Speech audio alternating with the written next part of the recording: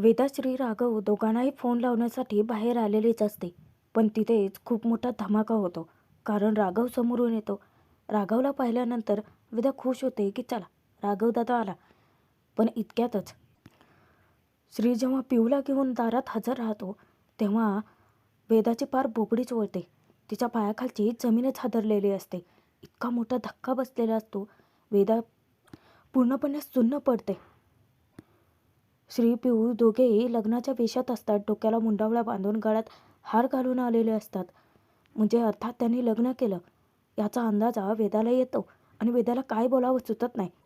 आता राघव तिला थांबवणार तर वेदा धावत घरात जाते. आई, आप्पा, आप्पा, आई, ते श्रीदादा. तिच्या तोंडून शब्द फुटेनासा होतो. त्यावेळेला श्रीला काय झालं असेल असा विचार करून घाबरून सगळेजण बाहेर धावत येतात. पण ज्या क्षणी सर्वजण धावत येतात समोर श्री पिहूला एकत्र बघितलेलं असतं. शिवनाथ उमा बाहेर आल्यानंतर श्री पिहूचा हात इतका घट्ट दाबून धरतो हातात. त्याची तर पार घाबरगुंडी उडालेलीच असते. सोबतच आता ते माधवला बघण्यासाठी आलेले पाहुणे त्यांच्यासमोर शिवनाथच्या घराण्याची नाचक्कीच होते. आता वरून हे सगळं मेलोड्रामा पद्मा आणि भास्कर पाहतच असतात. या सगळ्याला तेच दोघे कारणीभूत आहेत ना. पण आता तमाशा पाहायचा. शिवनाथच्या घरात मोठं वादळ आले म्हणजे या दोघांना आनंदाचा उकळा फुटणारच आहेत आणि दोघेही मुद्दाम एकमेकांना खुणवून खाली जातात. रस्त्यावरती येऊन उभा राहतात समोर शिवनाथच्या घराचा तमाशा पाहत. उमा, शिवनाथ, बंटी मामा, माधव यांना इतका मोठा धक्का बसलेला असतो. बंटी मामा तर तिथे पार अडकून दिले. विचार करतो की फोनवरती मागे मी सनई चौघड्यांचा आवाज ऐकला होता. तेव्हाच मला वाटलं होतं की पोरं नक्कीच काहीतरी बँड वाजवणार. आता आलेल्या त्या पाहुण्यांसमोर नाचक्की तर झालीच आहे. पण तो सगळा पद्माच्या एका प्लॅनचा भाग होता ना की श्री पिहूला तिथे आणायचं, शिवनाथच्या घराचा तमाशा करायचा आणि अख्ख्या गावभर त्याची बदनामी करायची, जेणेकरून पुन्हा माधव, राघव, वेदाचं लग्नच होऊ शकत नाही. एकदा का त्यांच्या घराण्याची बदनामी केली, नाव खराब झालं तर मग मग पद्मा जशी बिन लग्नाची राहिली तसेच ते तिघे ठेवायचे असा पद्माचा प्लॅन असतो. श्री पिहूला पाहिल्यानंतर उमा रागारागाने पुढे येते. श्रीला ती जाब विचारते की हे सगळं काय आहे श्री? डोक्याला मुंडावळ्या, गळ्यात हार. तू या मुलीशी लग्न केलंय का? काय विचारते मी श्री? तू या मुलीची लग्न केलंयस का? ज्या क्षणी श्री हो बोलतो त्या क्षणी उमा त्याचा इतक्या जोरात कानफडात लगावते की पिहूला सुद्धा मोठा धक्का बसतो. आता उमा त्याला या सगळ्याबद्दल जाब विचारते की श्री, अरे काय करून ठेवलं हे? अरे कॉलेजात तर तुझं लेक्चर होतं ना व? खोटं बोललास तू माझ्याशी? इतकं समजा वाढवून चढवून सांगितलं मला आणि हे सगळे कोण उधळलेत बाहेर जाऊन? अरे कोण आहे ही मुलगी? श्री आता उत्तर देणार त्या आधीच शिवनाथ स्वतः पुढे येत म्हणतो की मी आज सांगतो ना की कोण आहे ही पोरगी. शिवनाथ श्रीला विचारतो की ही तीच आहे ना रे? होय, त्या दिवशी गोडाऊनमध्ये आलेली बियाण्याची ऑर्डर घेऊन आलती ना व श्री? अगं उमा, हे तीच आहे त्या माणसाची पोरगी जो माझ्या गोडाऊनमध्ये येऊन माझ्याशी कुलूकुलू बोलला होता. म्हणजे अजून बी आठवत आहे मला ते की तो काहीने कसा बोलला होता. ते माधवच्या समोर बोलला होता. आता तिथे सगळी कोली सर्व समाज गोळा झालेला असतो तो तमाशा पाहण्यासाठी. म्हणूनच आता शिवनाथ सगळं काही फोडत बसत नाही की पिहूच्या बापाने कसा त्याचा अपमान केला होता. म्हणून तो अशा कोड्यात बोलतो की जेणेकरून उमाला उमगतं काय उमगायचं आहे ते. शिवनाथ श्रीला विचारतो की अरे वचन दिलं होतं ना व? काय श्री, वचन दिलं होतं आणि लगे मोडलं बी? त्यावर श्री रडत सांगतो की अप्पा, त्या येळेला माझी हिंमत नाही झाली. त्यावर शिवनाथ टाळ्या वाजवत म्हणतो की शाब्बास, वार माझ्या पाठ्या. नाही म्हणजे वचन द्यायच्या वेळेला सांगता नाही आलं. मग काय केलं आमच्या चिरंजीवानी? पळून जाऊन लग्न केलं. उमा, आपलं पोरगं एकदम धाडशी आहे, धीट आहे. वा. पण इतक्यातच पद्माने पाठवून दिलेले पाहुणे आता शिवनाथचा सगळ्या गावासमोर पान उतारा करायला लागतात की हा समजा काय प्रकार आहे? अहो, हेच आहेत का तुमचे संस्कार?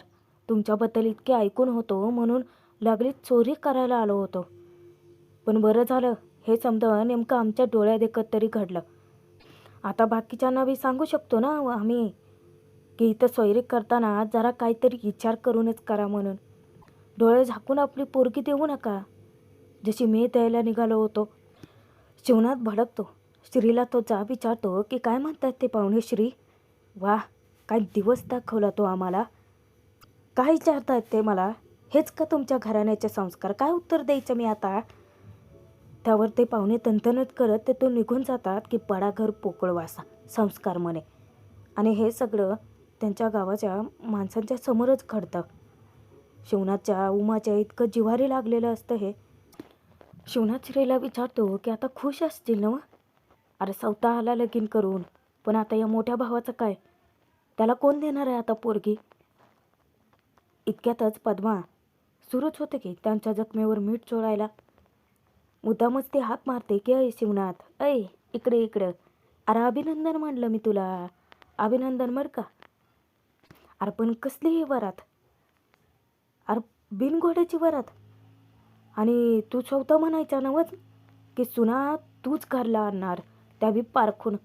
त्यातलीच एक आहे काय ती? अरे वाजंत्रे नाही, नवरदेवाला घोडं नाही, घराला तोरण नाही, लाईटिंगच्या माळा नाही ती. अरे कसली असली ही वरात? अर अरे म्हणजे असं झालंय होय?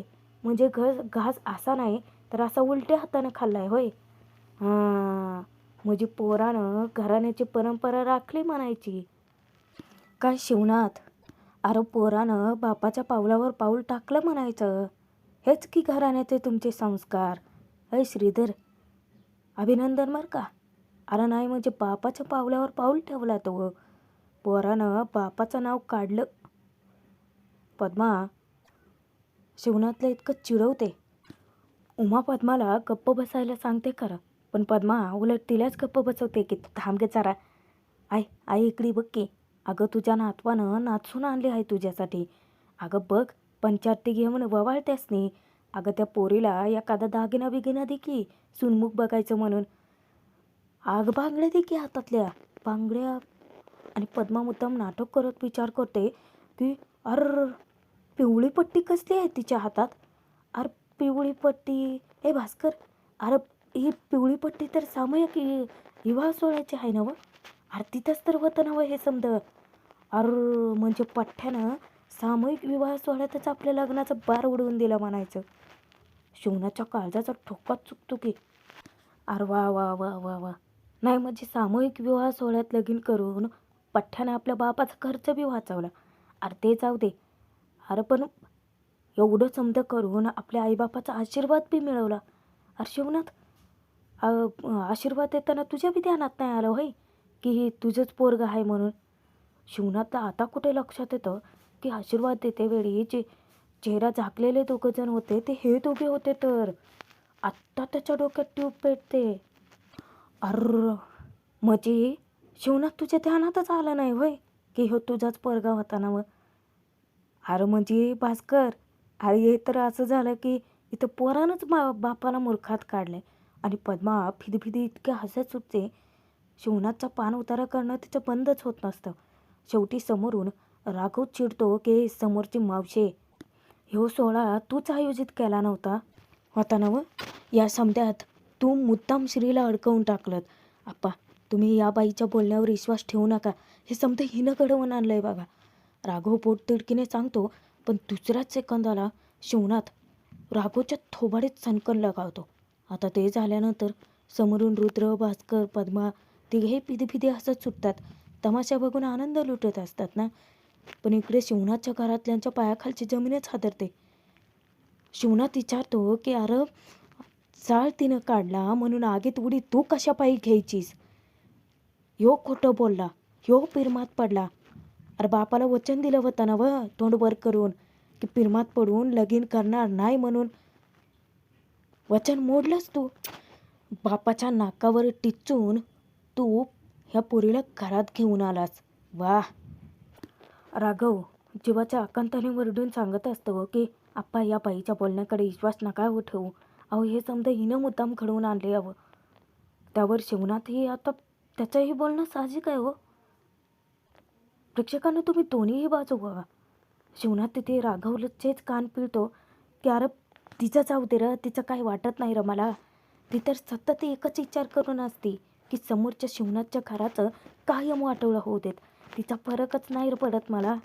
अरे पण तू तर माझा पोरगा आहेस ना व. अरे हे समजा घडल्यानंतर, हे समजा करून आणल्यानंतर आईबापाच्या जीवाला काय वाटेल याचा जरा बी विचार नाही केला तुम्ही. पोरगा आहे ना व. आता राघव चिडी चूप बसतो. प्रेक्षकांनो भाग जरी संपत असला तरी मोठा ट्विस्ट आलाय पुढे. कारण उमा श्री पिहू दोघांनाही घरात घेत नाही. पण तिथेच पिहूच्या लग्नाची बातमी तिच्या बाबांपर्यंत पसरते आणि ते येऊन घरीच तमाशा घालतात. शिवनाथला वाटते त्याचं बोलतात, त्यांचा अपमान करतात. इतकंच नाही तर त्याच्या डोळ्यात देखत श्रीला काठीने कुत्र्यासारखा बडवतात. थोडा वेळ तरी श्रीला शिक्षा मिळावी म्हणून शिवनाथ सहन करतो. तो कोणालाही मध्ये पडू देत नाही. पण तो स्वतःहून जेव्हा पिहूचे बाबा अति करतात स्वतःहून ती काठी हातात धरतो आणि आपल्या मुलाला त्यांच्यापासून वाचवतो.